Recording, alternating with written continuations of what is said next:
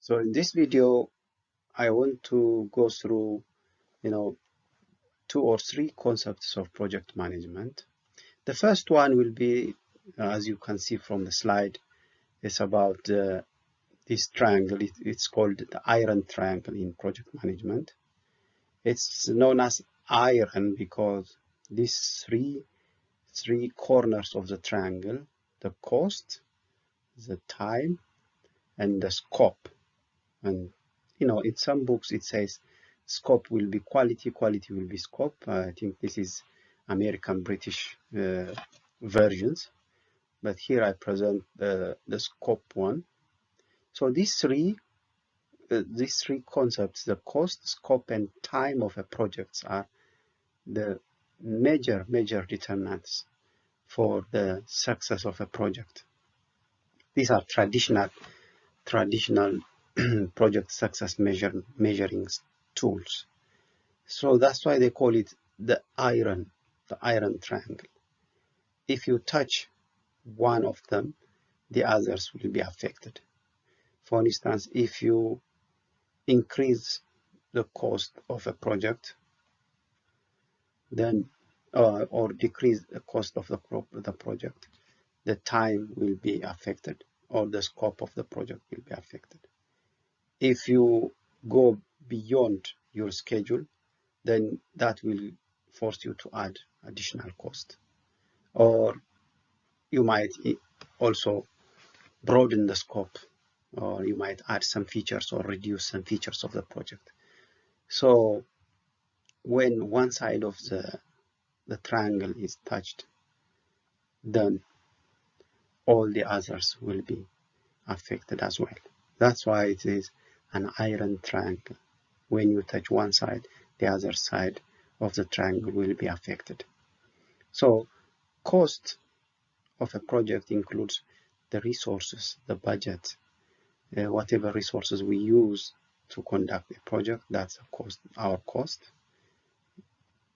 The scope is what is included, what features will our project will have, what the functionalities, the functionality of our project, what you can do with that project. When we finish the project, what can the client or the customers can do using that finished product. And the time is obviously how long is going to take us to do the project, to complete the project from beginning to end. And these three will determine the quality of our project. If we perform our project according to cost, time, and scope, then we can say the project has a quality. Nowadays there are additional factors we have to consider, like customer satisfaction, values, and different concepts are coming forward. But originally, these three concept terms were considered as the measurements of the project success. So the other concept I want to share with you today is project landscapes. So you might be surprised hearing that every different professions have their own version of projects. For instance, a pharmacist might say he or she has a project. The aeronautics, someone who's dealing with space science, he might be also referring as he has a project. Some health professional might have a project, and construction engineers will have also a project. So which one is a project? It's really confusing sometimes, and it's very wide. So in order to capture this landscape, this variety, multiplicity, Robert Wysocki in 2014, he came up with this project landscape concept, and he put it in 4 quadrants. He tried to classify all projects in the world based on the clarity of their goals and the solution, whether their goal is clear or not clear, whether the solution for that problem we're going to deal with it, we're using a project, whether that solution is clear for the project manager or those who are doing the project, or not clear. Based on these two concepts, he tried to classify all the projects that we know. So the first quadrant is the traditional project, quadrant, the bottom left. That is the first quadrant one. This one is considered to have clear goal and clear solution. Such kinds of projects are simple projects, like, you know, it has a very clear beginning and end. The project manager knows exactly what's going to be done and what he's going to get at the end. So it needs such kind of clarity to classify projects under this quadrant, traditional projects. Under traditional, we have the incremental and the simple. This one, they call it waterfall projects. Simple projects. It can be simple building a house, or, you know, any, but very, very simple, and all the goal, both the goal and the solution of that project is very clear. The second type, though there is no clear-cut distinction between the quadrants, it's a fluid kind of thing, but the second category of projects are the agile projects. Agiles have clear goal. The project managers know what they want, they know their goal, but they don't know how to arrive to that goal. They don't know the solution. They just figure out through the process. You know, they just have to do bit by bit, and they will figure out the next phase by standing on the first phase. Until they arrive to the first phase, they don't know what's going to be done in the next phase. So such kinds of projects are agile projects. They also call them adaptive projects, iterative projects. There are a lot of iteration.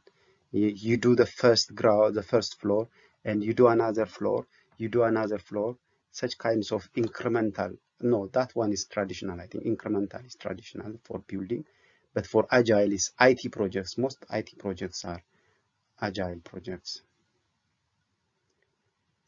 The third quadrant, as you can see from the slide, is the extreme projects.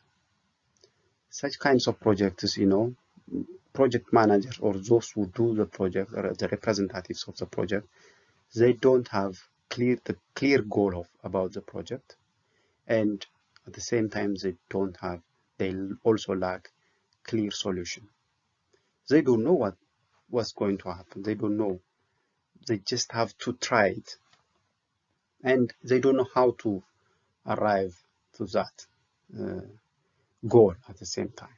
So when the clarity is very, very vague, you know, such kinds of projects, there are such kinds of projects, for instance, like research and development projects. You know, such kinds of projects are labeled as extreme projects. They just give it a trial and error. They just practice, try everything, and they might come up, oh, this thing is a solution for this. So, but at the beginning, they don't have any goal for them, but they're just trying to mix stuffs. And after a couple of trials, or a couple different trials, they might see something is coming out of their trial. So without goal and without solution, when they arrive with a new innovative kind of projects. So this is the third quadrant. The fourth quadrant is, the name itself is a bit difficult to call. It says Mertex. Mertex, yeah, it's a reversing the word extreme, starting from the back and coming to front. Mertex projects. This has clear solution. They know how to do it, but they don't have a goal. They don't have a goal, but they know the process, the solution for that problem.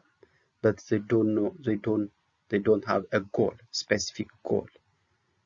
Such kinds of projects are also exist, and that they are called Mertex projects. So after I learn about these kinds of project lands, the existence of this project landscape, I understand now that when I hear different kinds of complex projects, now I know, oh, this one is in the landscape. I start to configure them on the landscape, and now, okay, it makes sense now. Any project, some of the projects can be in the agile project, some of them are traditional, some of them are extreme kinds of projects. So everybody can have his own type of project, his own kind of project, but everything has to fall within this project landscape, thanks to Waizoki. Now we can capture that. So based on the landscapes, the four landscapes that I just mentioned for you, project management professionals, they classify projects based on their where they belong in the quadrants, in the project landscape quadrants. So in the first quadrant, the traditional quadrant, we have linear and incremental.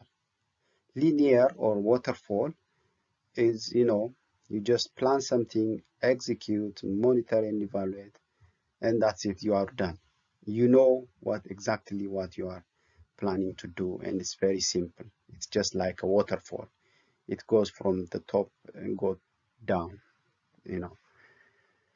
Incremental is also in the traditional, but a bit more complicated than the linear one, because linear is more clear. The solution and requirements are more clean. It is to the far bottom left, linear. Incremental is a bit farther. It's a little bit unclear. Incremental, it's a kind of we can say an example is a construction projects. You build the first floor, the second floor, the third floor, and after finishing all the blocks, then you finish the project. That's incremental projects. When we go to the more unclear version, unclear solution and requirement, but with a clear